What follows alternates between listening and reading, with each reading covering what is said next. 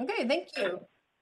My name is Liz Kukla. I'm the Secretary of the Board of Zoning Appeals. I'm going to read the preamble for you this morning, this November 8th, 2021. In compliance with notification requirements of the city's open meeting law in section 101.021 of the Codified Ordinances of Cleveland, Ohio, 1976, notice of this meeting has been publicly posted. All boards and commissions under the purview of the City Planning Department conducts its meetings according to Robert's Rules of Order. Actions during the meeting will be taken by voice vote. Abstentions from any vote due to a conflict of interest should be stated for the record prior to the taking of any vote. In order to ensure that everyone participating in the meeting have the opportunity to be heard, we ask that you use the raise hand feature before asking a question or making a comment. The raise hand feature can be found in the participants panel on the desktop and mobile version and activated by clicking the hand icon. Please wait for the chair or facilitator to recognize you and be sure to select unmute and announce yourself before you speak. When finished speaking, please lower your hand by clicking on the raise hand icon again and mute your microphone. We will also be utilizing the chat feature to communicate with participants. The chat feature can be activated by clicking the chat button located on the bottom of the WebEx screen. Please note that calling users can unmute by using *6. All meeting activity is being recorded via the WebEx platform. These proceedings are also being live streamed via YouTube for public view. We have provided a link to the meeting for those who wish to speak on a particular case via our website and email. All requests to speak on a particular matter have been considered. We've also received emails from those who have written or provided written comment on a particular matter.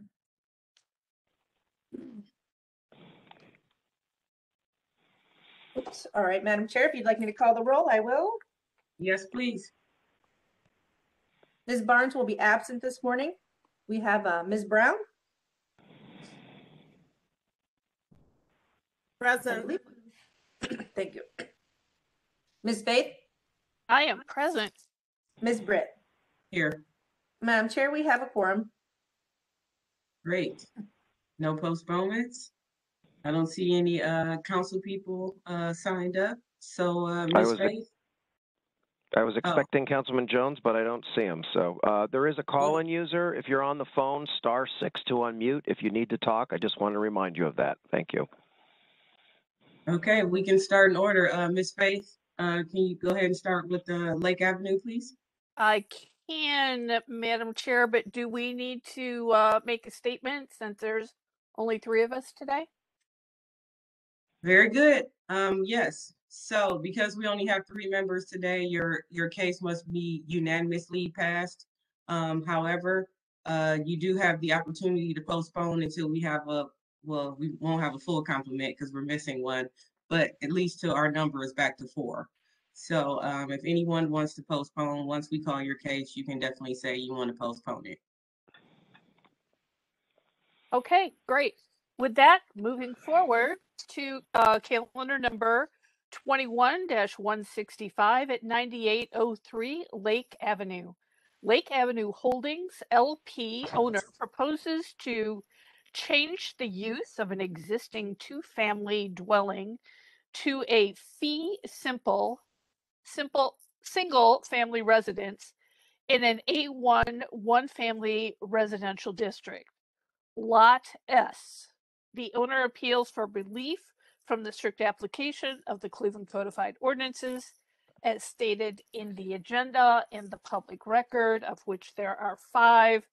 And number 5 is, number 4 and number 5 are of note. Number 4 being that the city planning approval is required. And number 5 of note is that all lot splits require approval from engineering and construction. And to that, to Ms. Brown for the oath. So I am swearing in all who are present for this case. Do you swear or affirm that the testimony you are about to give is the whole truth and nothing but the truth? Please raise your hand. Reply, I do. State your name and your address. I do. Harper, 812 Huron Road East, Suite 301, Cleveland 44115. I do. Simmons, 21380 Lorraine Road, Fairview Park, Ohio. I do. Adam Davenport, City Hall, 601 Lakeside Avenue. Okay, Madam Chair. Thank you. History of the property, please. Thank you, Madam Chair. There's been no change in the zoning since 1929. I think the most pertinent information is that in calendar 65-495 in 1966, this board granted a variance to use a two-family property as a residence and an administrative building.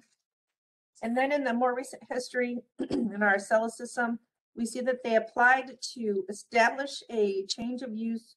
Sorry, they established a bed and breakfast with this board in calendar 17-362, but that case was withdrawn. And then in the this year, in August of this year, a permit was issued, or sorry, this was a planning approval for a lot split on this property, and that was approved by the Planning Commission. And then in October of this year, a permit was applied for and is pending to tear off and re-roof the property. And that's all that I have that is relevant. Thank you. Legal standard, please. Thank you, Madam Chair, members of the board. Appellant is requesting area variances from the accessory building setback, minimum lot width, maximum gross floor area, and interior side yard regulations of the zoning code. To obtain the area variances, appellant must prove that denying the request will create a practical difficulty not generally shared by other land or buildings in the same district, will deprive the appellant of substantial property rights, and the granting the variances will not be contrary to the purpose and intent of the zoning code. Thank you. So am I assuming, Mr. Harper, you're the spokesperson? Yes, Madam Chair. All right, go ahead. All right, thank you. So the property we're looking at here today is right now one parcel. And so it seemingly has two addresses, 9803 and 9805. What we've been working on with Mr. Asimis and Real Life developers is basically turning this existing home into fee simple townhomes. So they'd be on individual parcels and utilizing the existing basically firewall that exists between the two units. When it was turned into the bed and breakfast, it was made into a singular structure from a building code perspective. Next slide, please. So we're right across from Edgewater Park. So it's a lot of trees. It's really a beautiful part of Lake Avenue, of course. And so our parcel that we're looking at today sits to the east of a vacant parcel, which is also owned by the developer. Next. Here's an aerial view. You can see the home at the center, the view here, and Clifton is kind of in the background there. Next. So here's some images of the existing home.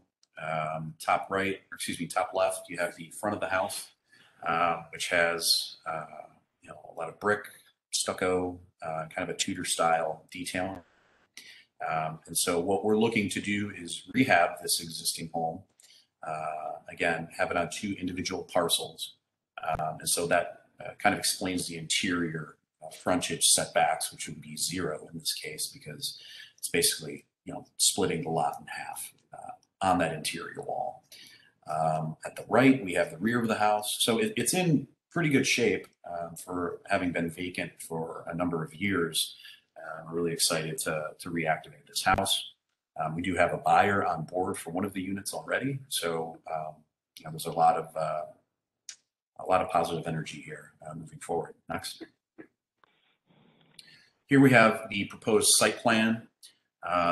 Originally, the site that we're looking at the bottom here was one parcel. And you can see that the new demising line kind of jogs back and forth, but that basically represents the demising wall, the firewall that exists in the house.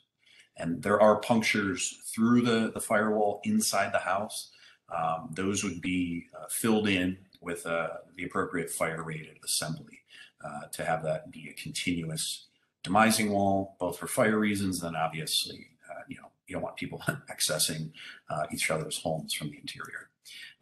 In the rear, we have a new 4-car garage, 2 for Townhome A and 2 for Townhome B.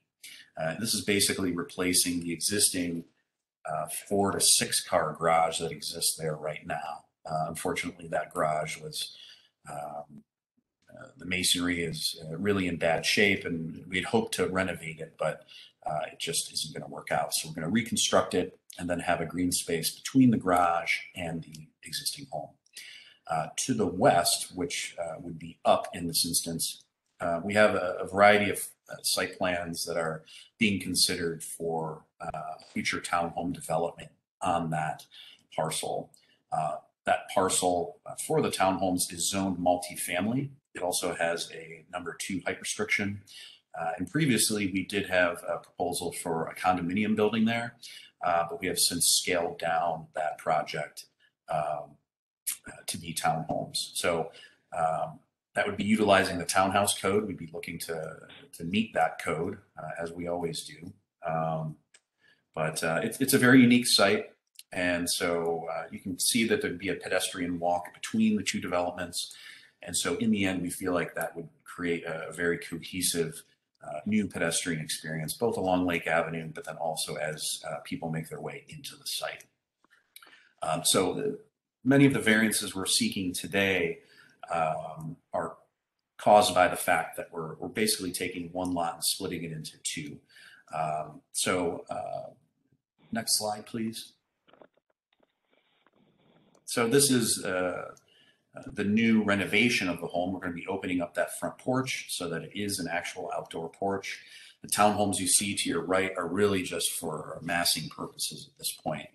That is not the actual design, but you can see that there would be a pedestrian walk along that side, which we think can be a very interesting, snug little urban space. But again, we're very excited to reactivate this home. It's a very nice part of Lake Avenue, and I do have elevations and plans in this presentation, but I think if you have any questions, I can answer them now. Thank you. Great, thank you. Did the owner have anything they wanted to add? No, Wes did a phenomenal job with his presentation. All right, great. Okay, I'll go to Adam Davenport. Thanks, Madam Chair. Morning, everybody. We're in support of this project. This passed the Planning Commission lot split approval a couple months ago or a few weeks ago. Just a little bit of background from my perspective. I think this is like the 3rd or 4th development proposal for this house and the site that we've seen. So I'm glad that something is more concretely moving forward. And I think evident of that is a couple of permits in the process, right? One for the roof and one for some work being done on the interior of the house as well. So we're happy to see this move forward. Happy to see this vacant house actually back into useful existence. Thank you. Thank you. All right, we've heard from the planner. I'll kick it over to the board if you have any questions, comments, or I'll entertain a motion. Madam Chair, I have no questions. I think we saw a thorough presentation and we know Mr. Harper's work. We have the support of city planning based on Mr. Davenport's statement. And the rendering that we're looking at right now looks like a really excellent renovation on what is now a vacant house, and should be a part of the revitalization of that section of Lake Ave. So I move that we go ahead and approve these variances. Thank you. Can I have a second, please? Member Brown, I second. Member Brown with the second. Liz, can you call the roll, please? Sure, Madam Chair, but first that would be noting sections 4 and 5 are not being granted today. That is correct. All right, I'll call the roll. Ms. Brown? Yes. Ms. Bates?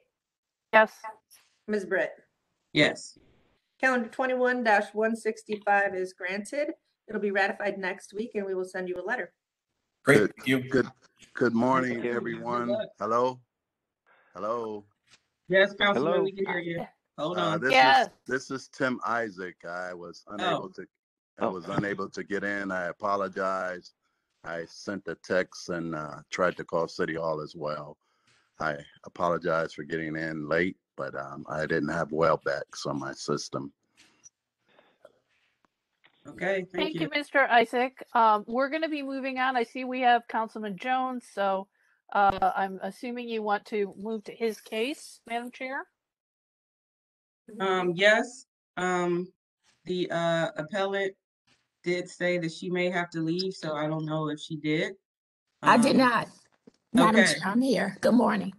Okay. Okay. So are you gonna stay for this case or do you need to go? No, I'm going to stay. Okay. All right, well, go ahead, Ms. Faith. All right. As a courtesy to the councilman, we are going to take calendar number 21-059 next, since Councilman Jones is present. The address of this case is 17508 Broccoli Avenue. Valerie Starks. Can I use your conference room real quick? Thank you. Someone, I'm not sure who's on. You turn the lights on. Councilman, I think you may need to mute for a moment. Yes. And okay, so moving on. Valerie Starks Hutton, owner, proposes to I can't establish seem to hear. Do you know anything about video conferences? Can you mute him? Councilman Jones, you need to mute yourself. We can hear you. Here we go. He's muted. Okay, Okay, thank you. All right, once again, Valerie Starks Hutton, owner, proposes to establish use as a residential facility in an A1 one-family residential district.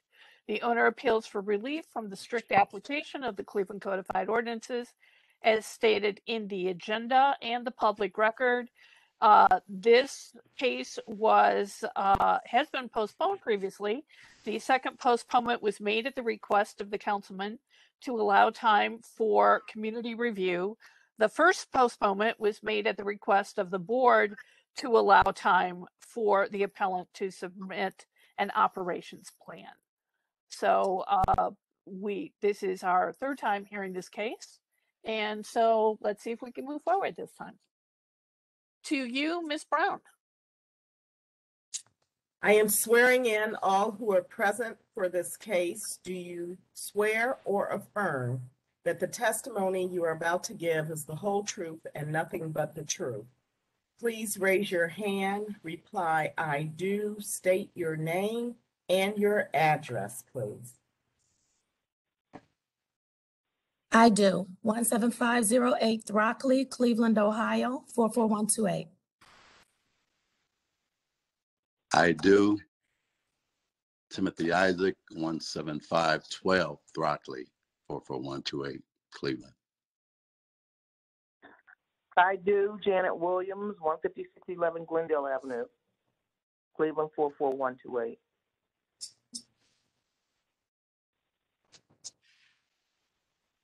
Councilman Jones, I'm here. please swear yourself in. I do. And your name and address, please. You can use City Hall address. My name is Joe Jones, 601 Lakeside Avenue, Cleveland City Councilman. Thank you, sir. Anyone else to be sworn in? Madam Chair. Thank you. We already had the history, so we'll go to the legal standard, please. Thank you, Madam Chair, members of the board. Appellant is requesting an area variance from the distance regulations of the zoning code. To obtain the area variance, appellant must prove that denying the request will create a practical difficulty not generally shared by other land or buildings in the same district, will deprive the appellant of substantial property rights, and that granting the variance will not be contrary to the purpose and intent of the zoning code. Okay, thank you. So we've had a couple postponements. We got the operations plan, I believe. So Ms. Sutton, go ahead and pick up from where we left off in the last meeting. So the last meeting, you all asked for an operations plan, which was submitted. I also submitted signatures from my neighborhood. I walked the streets and got signatures. Having lived on Throckley for 20 years, I knew most of the residents in the area, so I did do that. Came back with 20 signatures saying that they were definitely supporting what I wanted to do for the women's home at 17508 Throckley. And since then,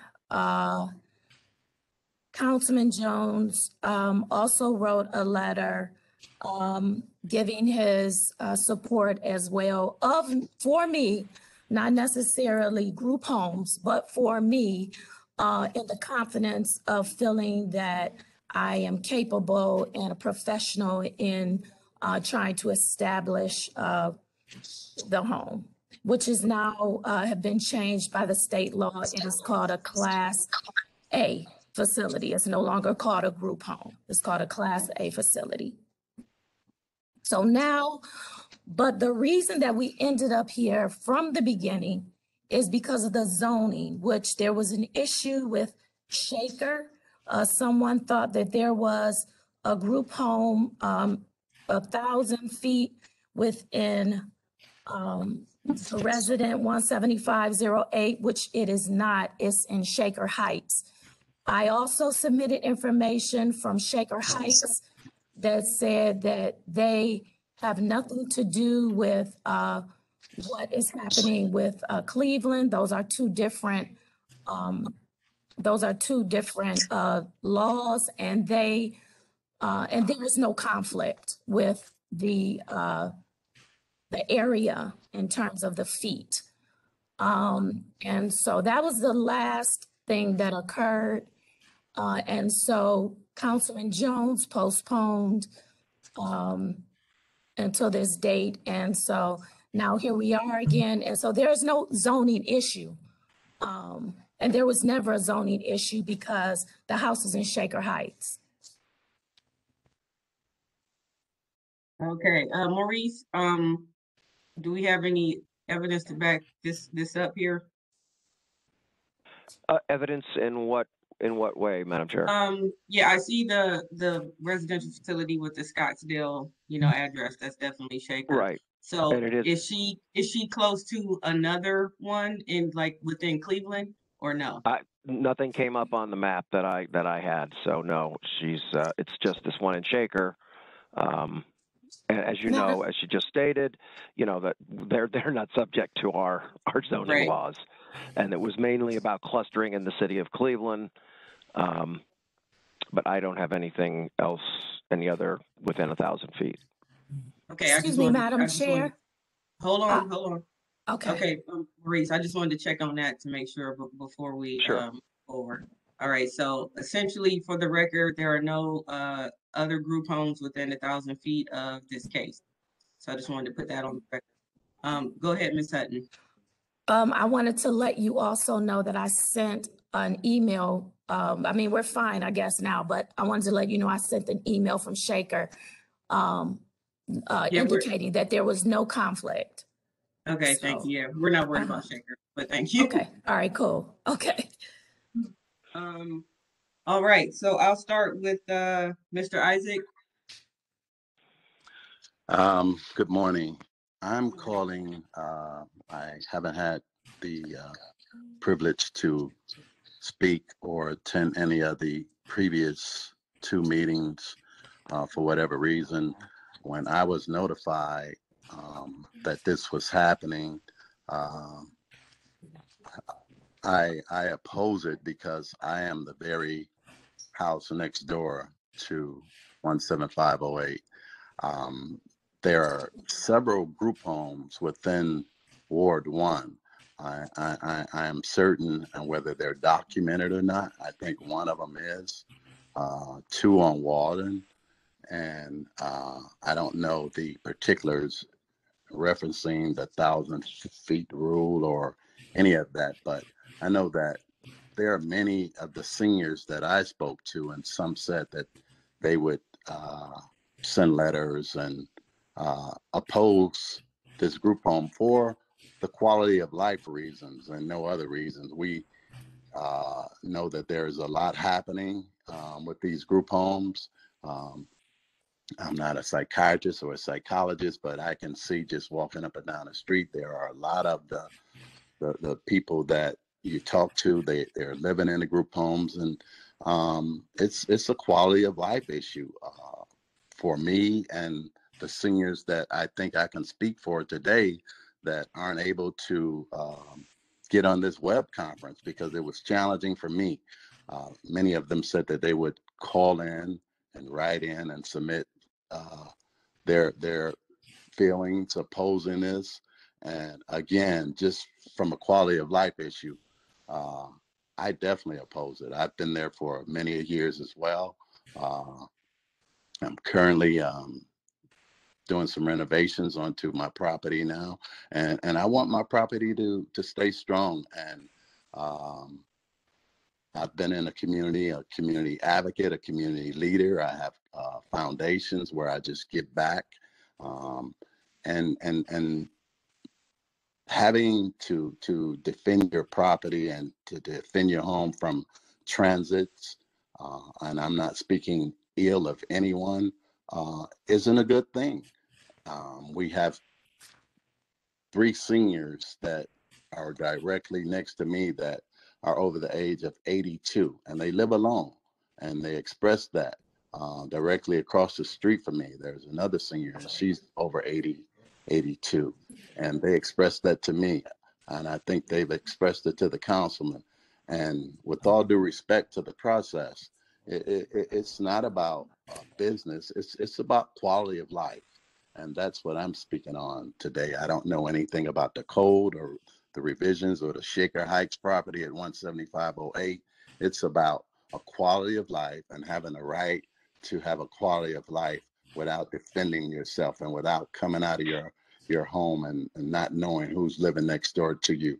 And I mean, we just recently went through something on that street 2 weeks ago where the fugitives were looking for a murderer. And it was me who looked out for the older folks on the streets and called them and called my neighbor next door to me and said, please come home because they're getting ready to kick your door down looking for a fugitive. So it's just about the quality of life. And I certainly oppose that because of my value and my sentimental value for what I protect and what I believe in. So again, this is my first time to sit in on this hearing. I hadn't an opportunity to prepare anything as others have, and I just think it's unfair to me.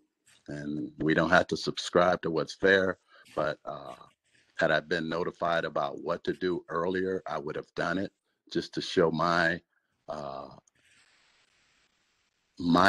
and strong convictions to what I think is going on. Okay, thank you. Thank you, Mr. Isaac. Madam Chair, I just wanted to point out that I did put up the map right now. That's what we have listed in the area. The black dot is the house on Throckley, and Mr. Isaac says that there are others in the area, and he may be absolutely correct. We can't say that our maps are 100% accurate because we don't. We get the data from the state. So, and there also may be group homes operating without permits. I know, shocking to hear that, but but that's what I have here. So I just wanted to share that with everyone. Thank you. We definitely know that happens. Madam Chair, may I please respond? Yeah, I will give you a chance in a minute, Ms. Sutton. Hold on. Okay, thank you. Ms. Williams, would you like to say anything? Okay. Well, I'm the president of the Lee Block Club, which includes Rockley Avenue. I did submit objection to it originally and still do. I talked with some of the seniors that are on Rockley who do object to it, and as Mr. Isaac said, have difficulty in using this technology that we're using right now. as of even Friday, spoke with them. Many people signed the list or petition that was. Is that all right? Yeah, absolutely. I can just go somewhere else and sit. Watch. Okay, the petition that was submitted. However, they were under the impression that it was something else. Now that's how they viewed it, that it was to do something to improve the neighborhood, not as a group home, or now as they're called Class A facilities.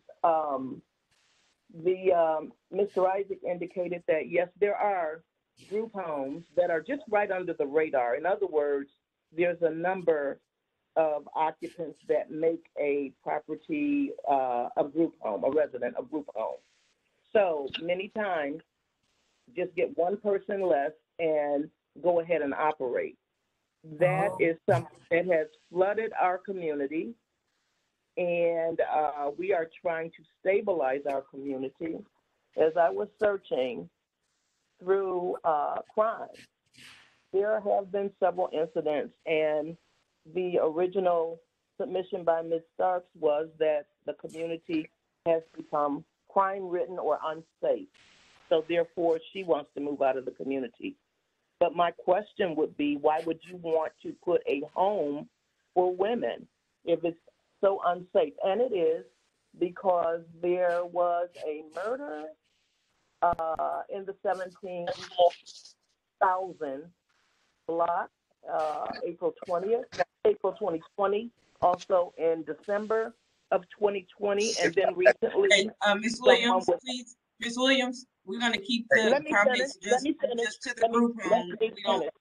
And I know we don't want to hear the crime statistics for the area. We just want to keep your comments to the use of the group home, please. Okay, well, the use of the group home is detrimental to the quality of life for the proposed occupants, as well as the residents that are longtime residents that want to continue to enjoy what they can of the neighborhood. And we just don't need another group home. Okay, appreciate your comments. Thank you. All right, Ms. Sutton, you may respond to both neighborhood comments. Thank you, Madam President. So first, let me say that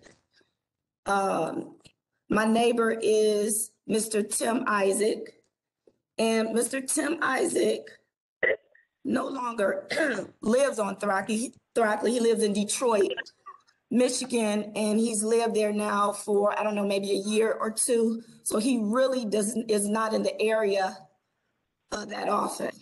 I'm in the Cleveland. I lived in that home for 20 years.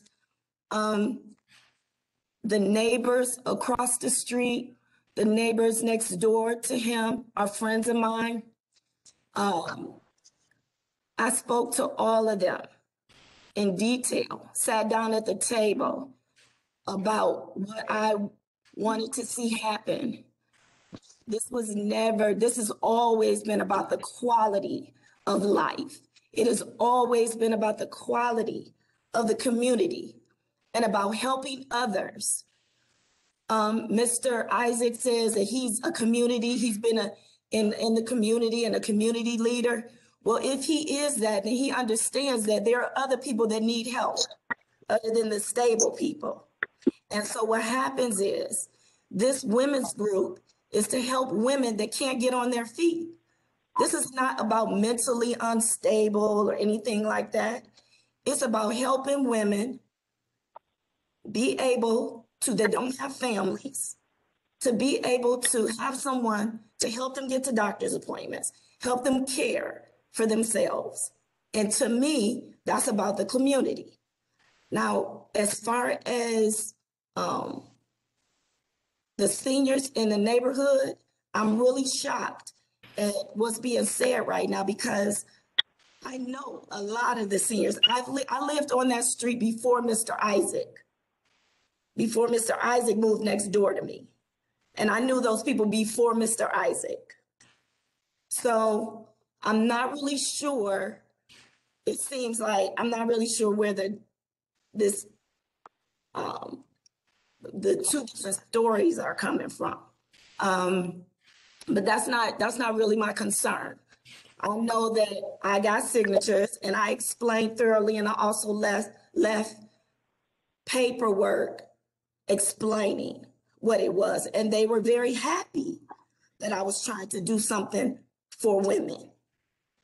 And in regards to the safety in the neighborhood, the safety in the neighborhood is something that's going to be an ongoing thing, and that's everywhere. That's everywhere, not just on Throckley.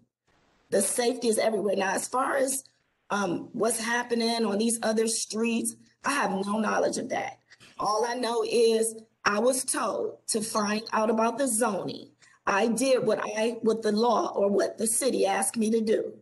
There were no other group homes in the area, but the one that I researched and investigated in Shaker. So as far as I'm concerned, that's all I know. And in regards to, again, quality of life, I'm trying to help quality of life. I've been a school teacher for 20 years in the city of Cleveland. Quality of life, children, helping children be better members of society. That's all I do. All right, thank you, Ms. Sutton. Yeah, I'll move I'm on sorry. to, yeah. Thank you. You're welcome. If I I'll may move on to respond the to that, councilman now. please. Excuse me. Mr. Isaac, no, we're gonna go to the councilman first, okay? Okay. Madam Chairwoman, thank you for this meeting this morning. One of the things that I wanted to have the opportunity to initially do, but we just didn't have the time to do it. We had such a busy month or two. And so thank God we're here today. But I have a question on the whole perspective of the meeting. Are we saying that the group home right now is still under the 1,000 feet scenario, or how does that work? What are we saying with that whole? That portion of it is not correct, because the one that's on record from the state that we have is the one in Shaker, and that does not affect City of Cleveland laws. So as of right now, there are no legal, from the state perspective, that in the database, group homes within 1,000 feet of this address. So technically, if we object to this, that still wouldn't hold any bearings on this? How does that work? That's for the board to decide. You just, give your objection or support, and the board takes everything into consideration. Right. One of the things that, Madam Chairwoman, that was important, and I know that we're at this space right now, was to have a community meeting to talk about this particular proposal for the group home here. You heard some of the earlier testimony. One of the issues that we do have in our neighborhood is quality of life issues. We don't know how this particular group home is going to be operated, but I presume with Mrs. Stark-Hutton, who has been in constant contact with me, that I fairly believe that she would have a good operation. However, the neighbor that's right next door to her, which is Tim Isaac, and I also talked to an elderly neighbor a couple of doors down, Mrs. Cassie, who is Cassie Potts, who's proposed, who's against the proposal of the group home. I always, caution, and I err on the side of supporting the residents. As many of you know, I'm not really a person who supports any kind of businesses in the neighborhood that occupy home fronts. I believe that the homes are meant for, residents to live in those homes, not for a business, daycares, group homes, automobile operations. I just think that that causes a lot of disruption in the communities. And as you are seeing the changing of our neighborhoods, We certainly have to talk about how we deal with retaining our existing residents, as well as looking at ways to bring in new homeowners, and not renters, but people who actually live in these homes. And so with that being said, that's where I stand at, Madam Chairwoman. Thank you, Councilman. Liz, you got your hand up? Yes, Madam Chair, could we have Mr. Riccardi just clarify if a variance is needed in this case, just for the record, whether or not the group home would be permitted in the district in which it's located, single family, or is it mainly the distance? Is it only the distance requirement in this case? It's the building department's opinion that the variance is required due to the 1,000 feet.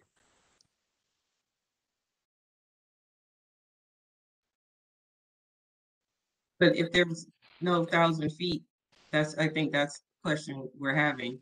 Is there's no other group home within 1,000 feet?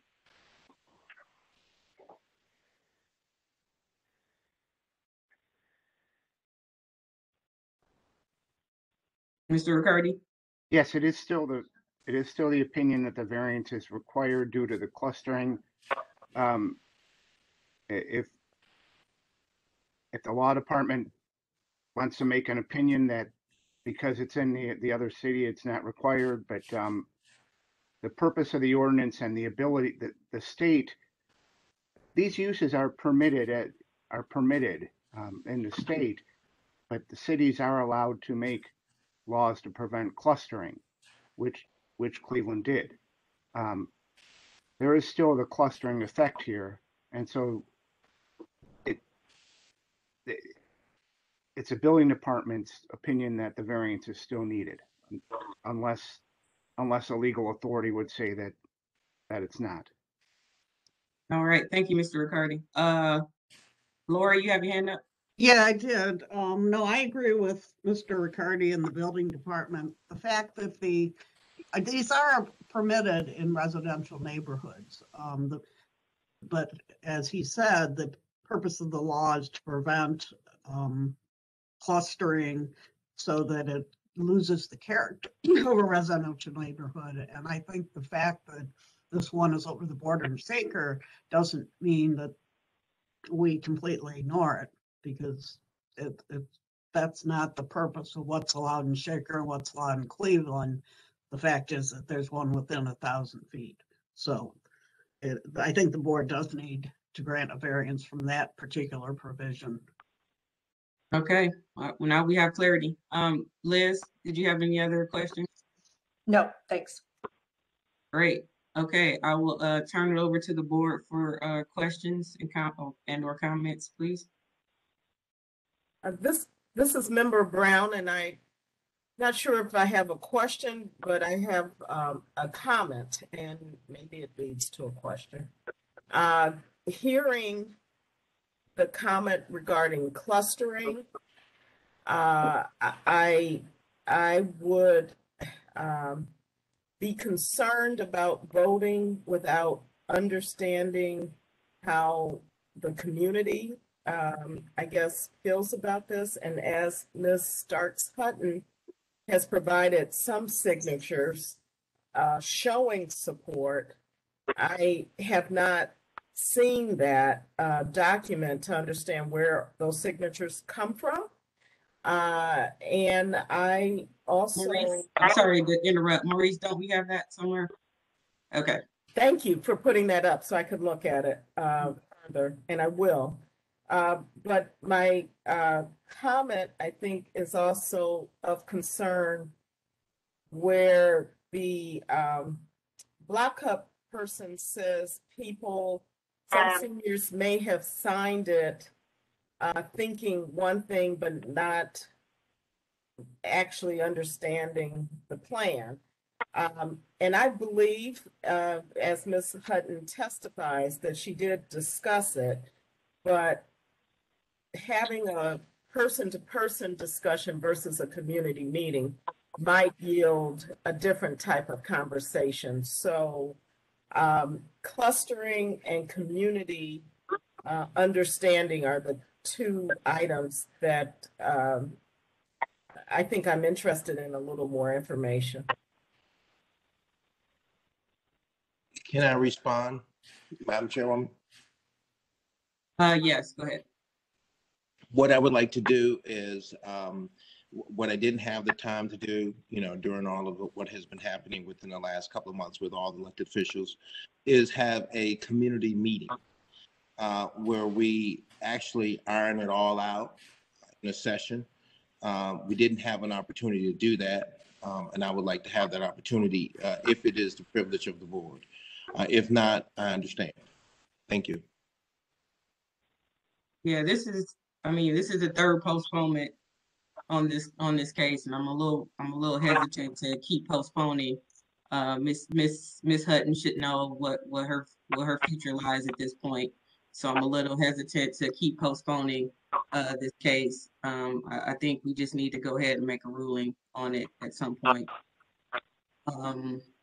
So, Madam Chair, I do see that these are the immediate neighbors on Throckley. So I do thank Ms. Hutton and for you for showing me the signatures. I do appreciate that. May I ask one more question, Madam Chair? Sure. So Ms. Hutton presented her operations plan, and I thank her for that. I was not on the board when this was originally presented. So is it possible, just very briefly, for Ms. Hutton to tell us if there's on-site management, what's the highlights of the management plan, operations plan, not in detail, but just to give me some comfort? Yeah, Ms. Hutton, I believe you did that before. So just kind of talk about like what your hours of operation would be, how many staff you'll have in the house, how many people do you plan on having living in the house? So just touch on those like top highlights so Member Brown can get an understanding. Okay, absolutely. So there will be five women, or less, just five. There will be an on-site manager, which is already confirmed in terms of with certification, along with myself. There's also this is a facility where women will be able to get the care that they need in terms of doctor's appointments, food. How you doing? Good to see you. Sorry.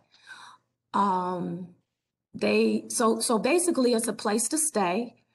I take care of them and their family, and they don't feel like outsiders and don't have anywhere to go. But there are only five women, and what I do is I carefully sit down and look at their backgrounds and their records and things that they've been through, and I choose the women that I feel would be a good fit for what I'm trying to do for the community. So I'm in control of what I bring to the community as well. Operate a home? I don't. I'm currently a advertising manager and teacher at a high school.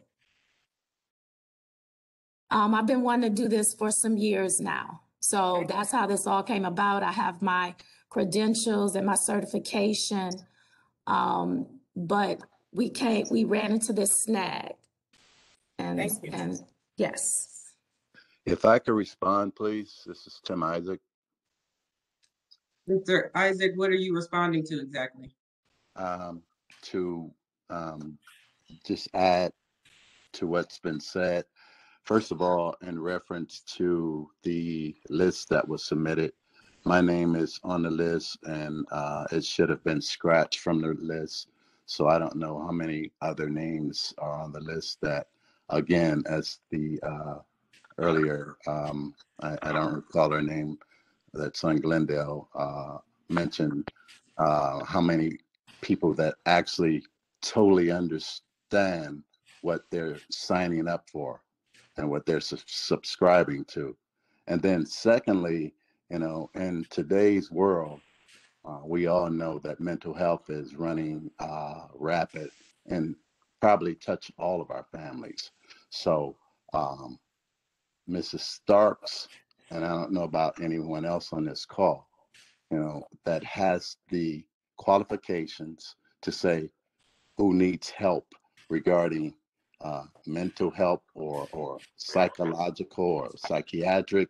So we don't know what type of issues that are gonna occur, and this should be definitely relevant to what certifications allow people to operate like in residential areas and not having all of those certifications and certified people to be a board when you're operating something like that. Again, I was just over there Saturday, and I spoke with 6 seniors that said they oppose it, that they would call down there, that they tried to get some feedback from the zoning board, and they haven't called, but they have not received anything, that they left several messages. So I'm not just speaking for myself, I'm speaking for those that aren't able to represent themselves. And this is Okay, thank you, Mr. Isaac. We need to keep moving here.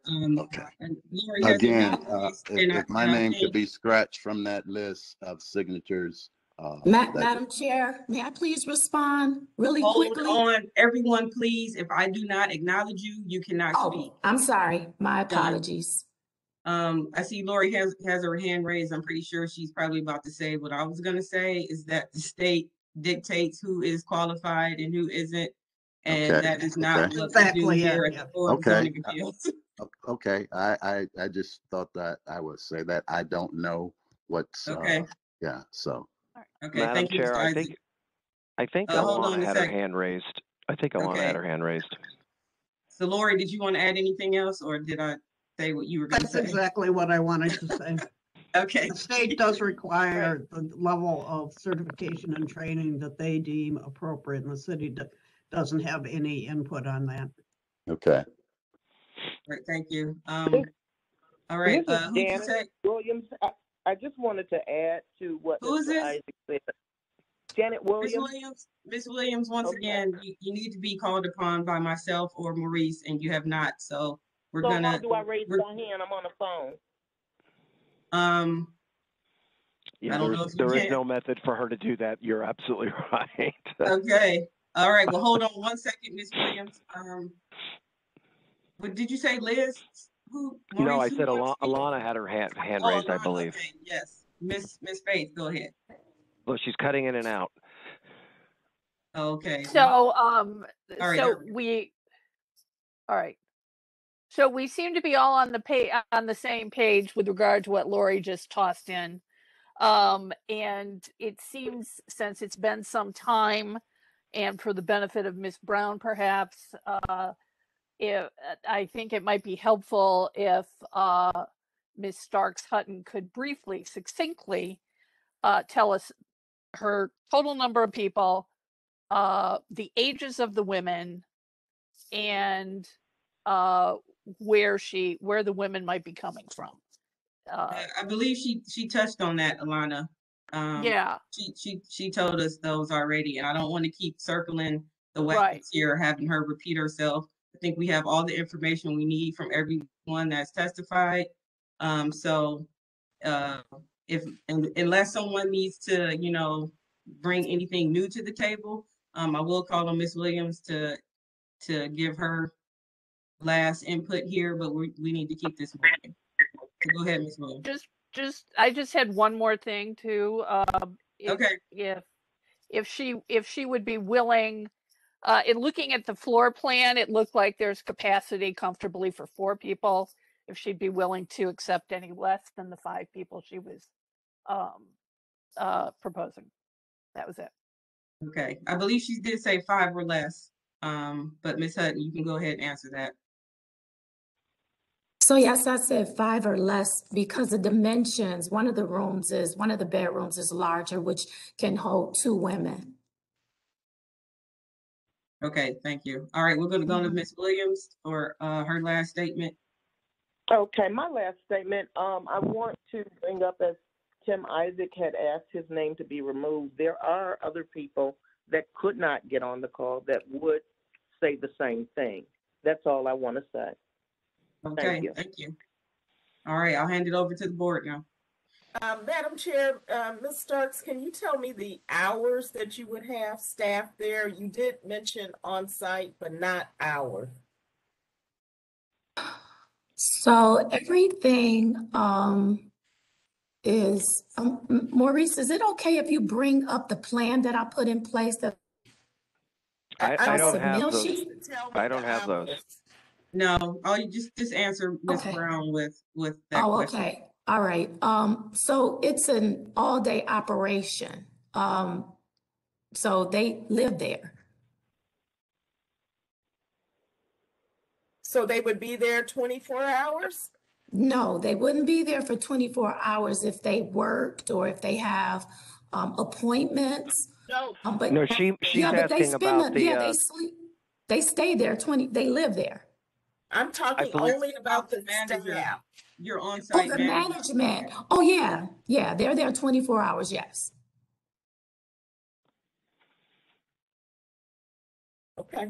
Yeah, they're live-in. Yes. They live in one of those bedrooms? No, they live in the basement. There's a basement quarters with a bathroom, and yes, it's very legal. It's very legal. I'm not asking you that. I'm asking. I'm sorry. I'm sorry. I'm asking the building and housing. Can they have people living in the basement? They're certified. Asking a different question. There is no zoning code issue, or there's no zoning code restriction against that. Okay, that's my question. I'm sorry. Okay, well, we've gotten all the testimony and information, so I'll entertain a motion, Madam please. Chairwoman, I have a question. Councilman, I was just about to go to a motion here. You're killing me. Okay, what do you need? The question is, for any occupancy in the city of Cleveland, this would be for building and housing, how many people are allowed to occupy a residential space such as this? Mr. Riccardi?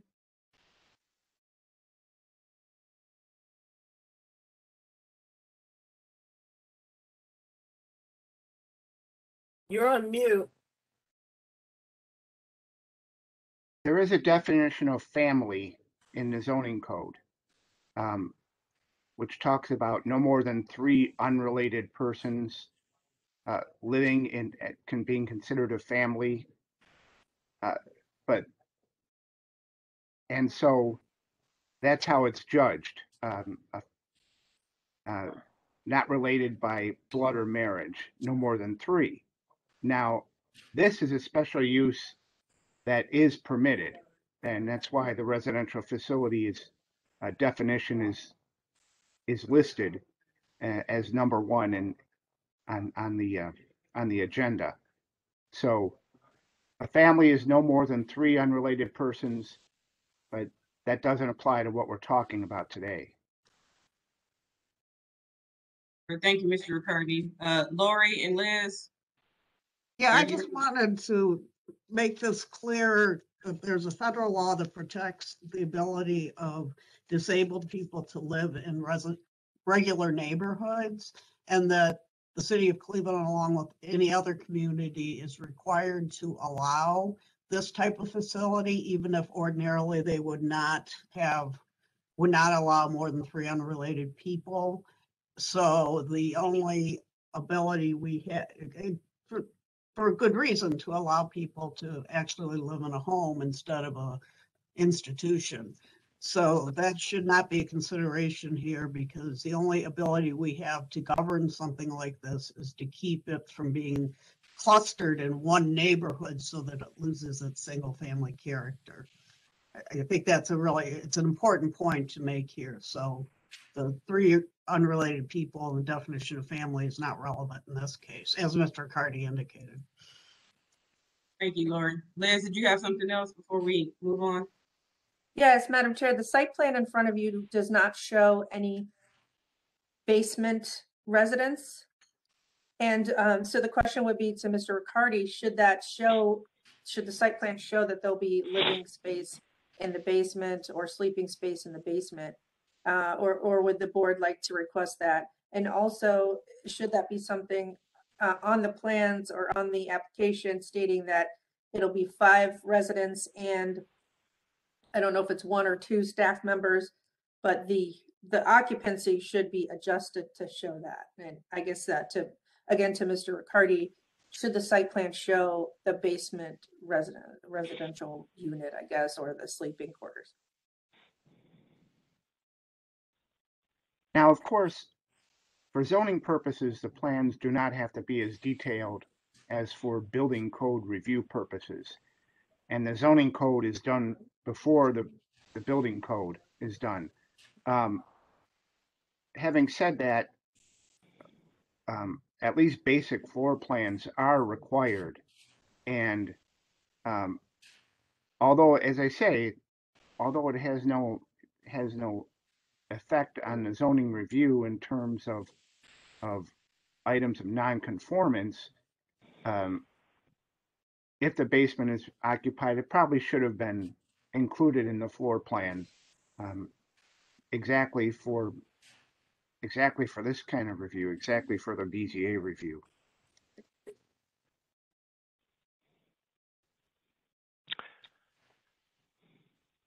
That answer your question, Liz? Yes, I think so. And I guess I would hope that, or would like the board to consider that in their motion if they choose to approve it today. Thank you. Lori, is your hand up again or you didn't bring it down? No, it's not up. Okay. All right. Okay. Now we have all the information. We will, I will kick it to the board for a motion, please. Chair, I would like to ask if Ms. Brown has any more comments or questions. I don't have any more questions at this time, but I do have some unreadiness. Okay. All right, Madam Chair, given the testimony that we've heard today,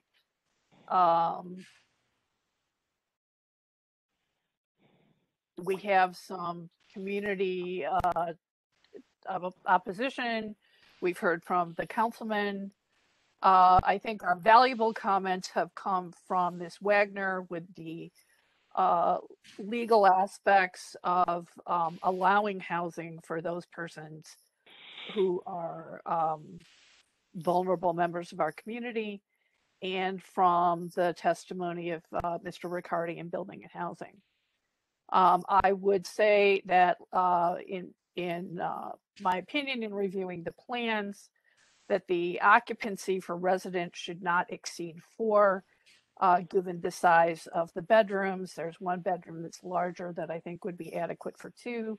The other ones should have only 1. So if Ms. Hutton is agreeable to having a limit of 4, I would make that a condition.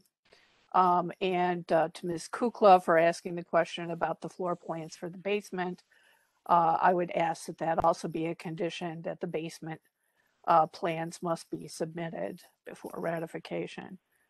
But I think that would limit the occupancy of the residents to 4 with a staff member. And the other issue with regard to the clustering is we have no knowledge or proof of any legal operating homes, with the exception of the one that is in a different municipality. So with that, those conditions, I would move that we could approve this variance.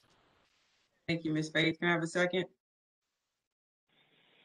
So this is Member Brown, and I will second the motion with respect for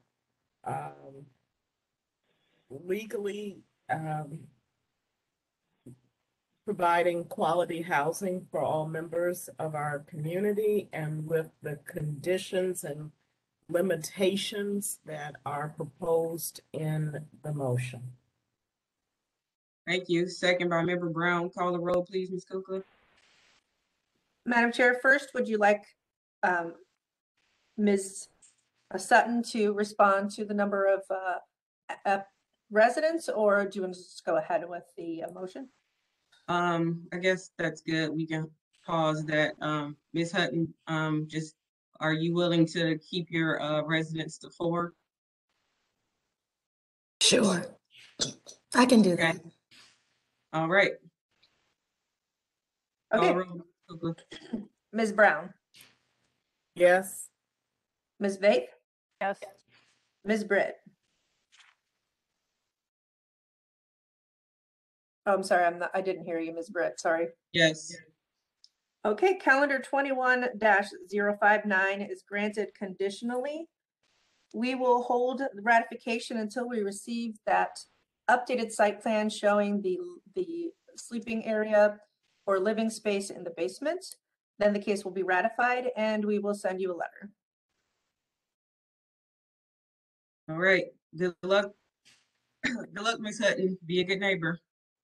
All right, thank you, Madam Chair. I just had a quick question. Can I add the basement to the already, to the document I've already submitted? Can I add it to that? And you just have to send it back to Ms. Kukla. Okay, all right. Thank you very much for your time. Thank you. Thank you, Ms. Yeah. Brown. Thank you. Moving on. Moving on. Excuse Moving me. on. So it has been approved regardless of what the signatures of the other neighbors and the councilman and me being directly next door. It's moving on to approval. That is correct. Okay, is there an appellant process? Not, I mean, if you want to take us to court, you can go ahead. No. You all. That's how you appeal our decisions. Is you? Okay, You go to I just asked. You all have made a decision on something of quality of life, and that's what we'll deal with. I mean, the signatures that were on the list that were questionable, and all those other things were just moved on. So, the councilman's testimony, mine, and that doesn't matter. And this is my first attempt of hearing about this. If I would have known, I would have prepared myself. I understand. Mr. Isaac, I'm here to tell you that for the record, we're not going to say that your comments and input does not matter. I understand. All comments and opinions are taken into consideration, and the board makes a ruling. This is not anything personal, and we're not disregarding anyone's comments. This is what we did as far as the Board of Zoning Appeals. Okay, thank you. The board made its ruling. I understand. Okay, thank you. We're now moving to the next case. Go ahead, Ms. Faith. Thank you, Madam Chair. So finally moving along, we are going to calendar number 21-167 at 9805 Lake Avenue. Lake Avenue Holdings LP owner proposes to change the use of an existing.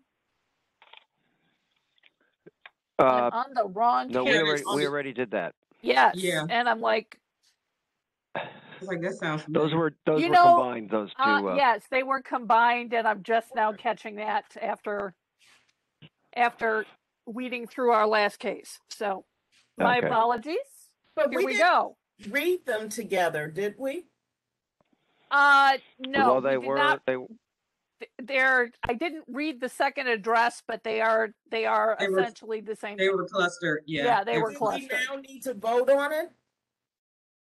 No, we voted on No. the Lake case already. Yeah, We are now moving on to West 142nd. right. Madam Chair, I agree that we heard the matter, but I don't, did we read them both into the record was my only question. Alana read, did you read what was on the screen, Alana, or did you read what was on the paper? I read off of my agenda. Okay, so then the 167 was not read into, so we will Right. do that. We will do that at the end. We'll just go Right. ahead with West 142nd.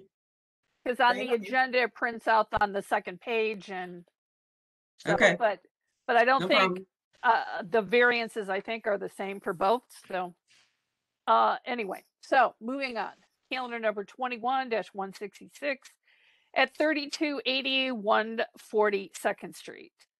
Robert Dalia proposes to add approximately 130 linear feet of 4-foot high solid wood fence and 3 gates in a side street yard in an A1 one-family residential district.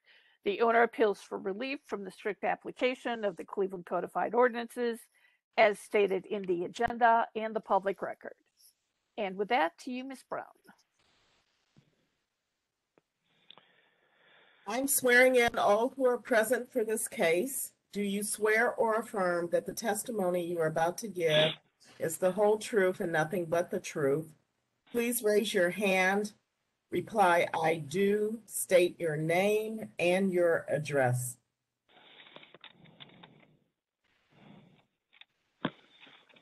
Is anyone here for this case?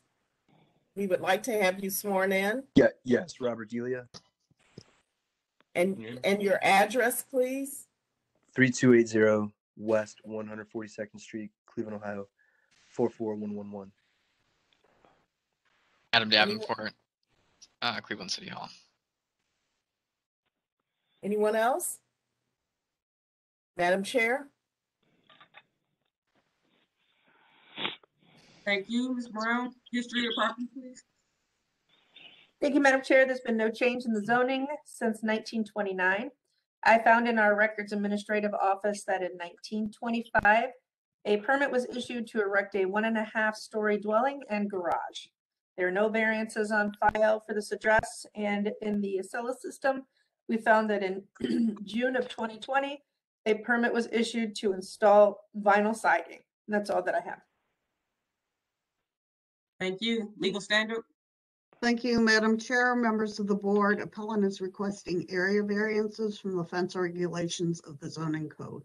To obtain the area variances, appellant must prove that denying the request will create a practical difficulty not generally shared by other land or buildings in the same district, will deprive the appellant of substantial property rights, and that granting the variances will not be contrary to the purpose and intent of the zoning code. Thank you. Okay, Robert, go ahead and plead your case here. It's looking like, Maurice, can you bring the, okay. So it's looking like the fence has already been put up, huh? Yes, ma'am, it has. Okay. All right, go ahead. Tell us what you like to do, even though you've done it, but tell us what's going on here. Yeah, I have a 1-year-old daughter who has repeatedly tried to run into the street.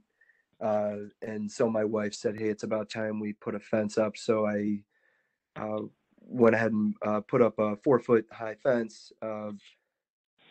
Took some advice from some folks I probably should not have taken from, but nonetheless, I erected it really just for safety for my family. Cars kind of come around the corner a little quick there. So I said, hey, let's make sure we have just a 4-foot high fence. And really, I just wanted it to keep her in. And just because I'm on the corner, just thought it would look okay. Talked about it briefly with some of my neighbors. Nobody had any issues. They said it looked nice. My councilman lives, I don't know, 30, 35 houses away. He noticed it too. So I guess I was just asking that if it's okay, it can stay as is. I applied for the permit. There's a couple,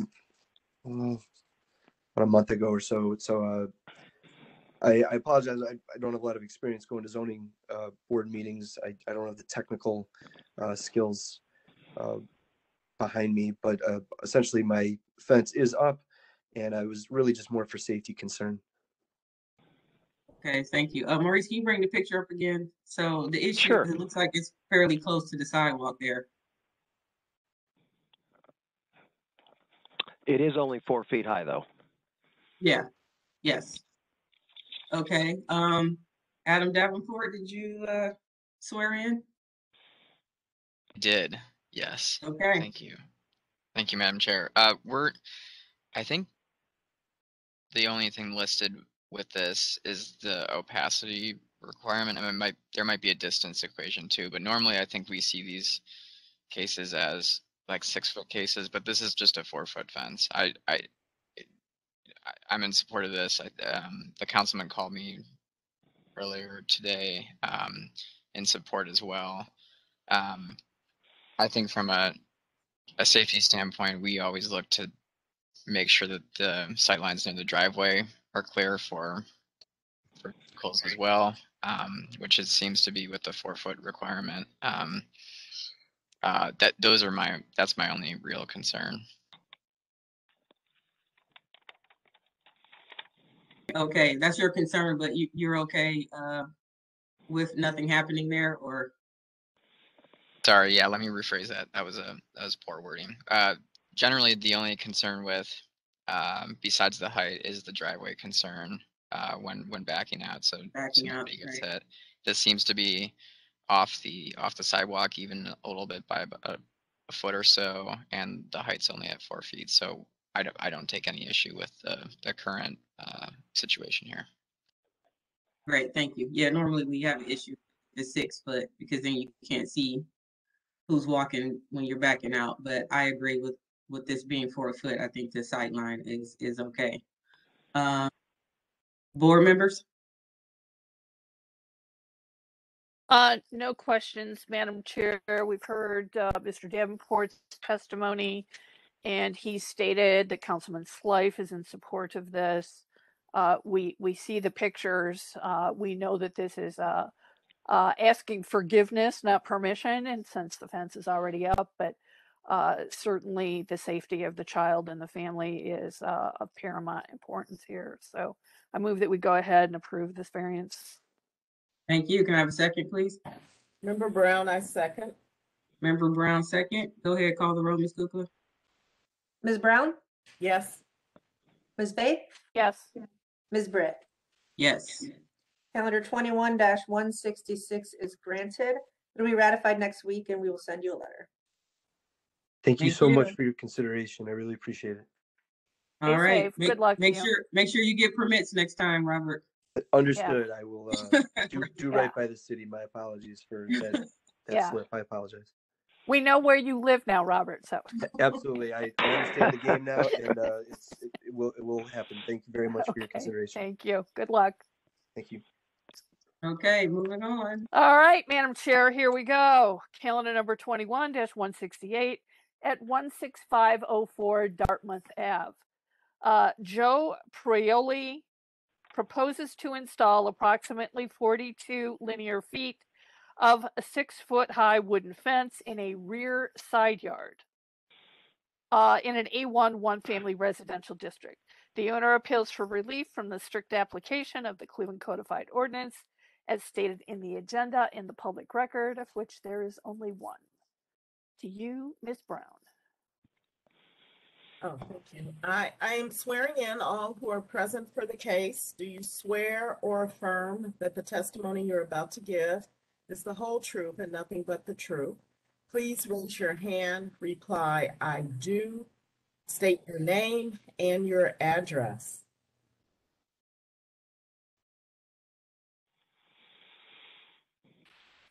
Mr. Prioli, are you going to be sworn in? You are muted, sir.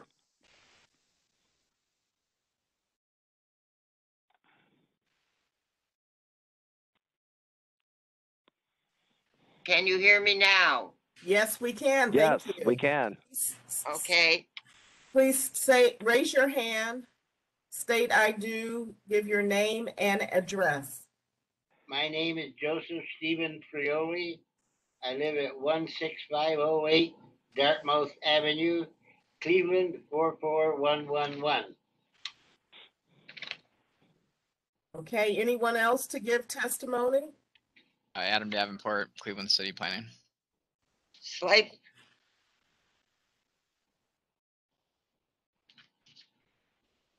Charles Slight is in our district, and he knows that we're doing this, and he was okay with it. Okay, Mr. Prioli, hold on 1 second before we get your testimony, okay? All right, we got Adam. Anyone else? Okay. All right, history of the property, please. Thank you, Madam Chair. This property, there's been no change in the zoning since 1929. In our records administrative office, Just got I approved. found that in 1925, a permit was issued to erect a 1.5-story frame dwelling and garage.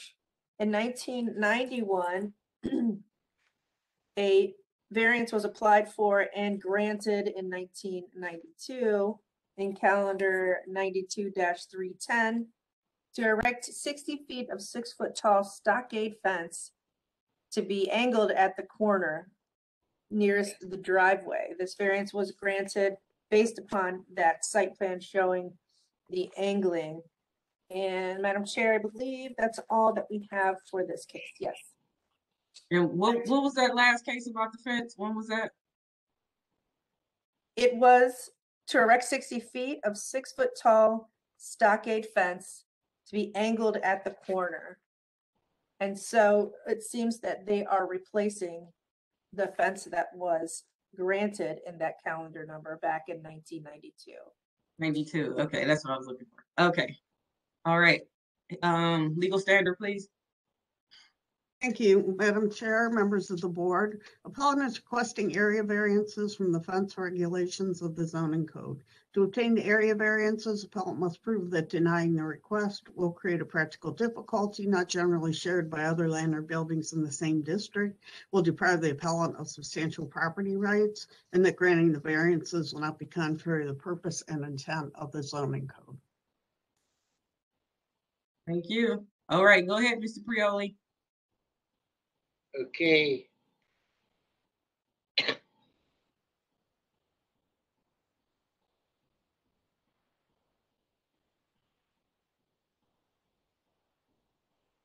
Mr. Prioli, are you there? I'm here, yes. Okay, go ahead. Tell us what you want to do. What? Tell him what you want them to do. He's hard of hearing, but I just want to get a permit to make sure it's done okay. But we've complied to everything they need. Okay, can you just describe the fence that you would like to put up, please? describe it. Did I what? Describe the fence. Well, it's going to be along the west 165th. It'll be a 6-foot fence. And then I got it up into the driveway again, but it tapers down. And that's it. Very All right. simple. And we went back, 4 feet from the sidewalk. And I even cut an angle on it to make it even more visible for the driver. If he ever has to back out on the traffic, he has complete visual access to either vehicular traffic or walking traffic.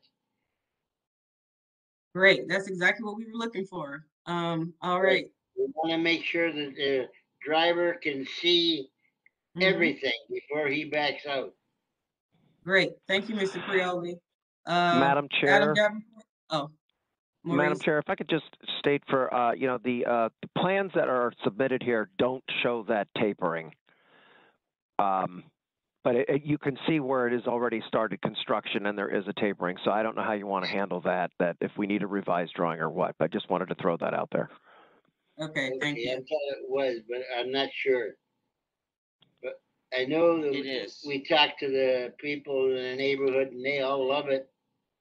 They said it's a good idea. And for landscaping, we're just gonna put stones. All right, Mr. Prioli, hold on 1 second. Thank you. Adam Davenport. Thank you, Madam Chair. I think Mr. Prioli did a good job of answering the questions and concerns that we always have about fencing, so I think we're in support of this. Great, thank you. Yeah, I think we will just ask for a revised plan, just showing that angling at the corner there. But I think other than that, we have all the information we need. Board, I'll entertain a motion. Madam Chair, that was exactly going to be my request as well, that we get a revised drawing showing the chamfered corner of the fence there where it meets the drive. In the picture. Yes, it's in the picture. We're just going to ask you to send us in a drawing that shows that it's that in the drawing that so the drawing looks like what the fence actually is. Okay. Yeah, we can do that. Yeah, that's all we're gonna need. And with that, we're gonna I'm gonna move that we approve this variance. Well, thank you. Hold on 1 second, Mr. Prioli. All right, we have a motion. Can I have a second, please? Member Brown, I second the motion. Member Brown, second. Go ahead, call the roll, Ms. Kukla. Thank you, Madam Chair. Ms. Brown? Yes. Ms. Faith? Yes. Ms. Britt? Yes. Calendar 21-168 is granted conditionally pending that updated plan showing the chamfered corner. It'll be ratified once we receive that site plan, and we will send you a letter. All right, it's done, Mr. Prioli. Just make sure you get us the new plan that shows that you're angling the fence at the driveway there, and you'll be good to go. Okay, you got an address I can mail that to? Liz, will you contact him afterwards? Sure. The address is on top of the letter that we sent you as well. Okay, well, we have it on the letterhead then. Yep. I'll just simply send you a sketch with the angle showing on the fence. That's I correct. can do that. All righty. Thank you. Thank you, Oh, Mr. thank Piroli. Everything's approved and all I gotta do is pay for a permit. Right, you did well, Mr. Prioli. Have a good day. Thank you. Be careful out there. We're living in strange times. All right. Same to you, sir. Okay. All right. Old business. Old business. Okay, I'm gonna get out of this. We're all signed up? Yes. All right. Old business 1, 3, and 4 without objection. Without objection. All right. And we have no affirmations or anything else. So looks good. We are adjourned. Awesome. All right. Great. Bye, everyone. Thank you, everyone. All right. Thank you. Have Thank a you. good Bye. week. You too.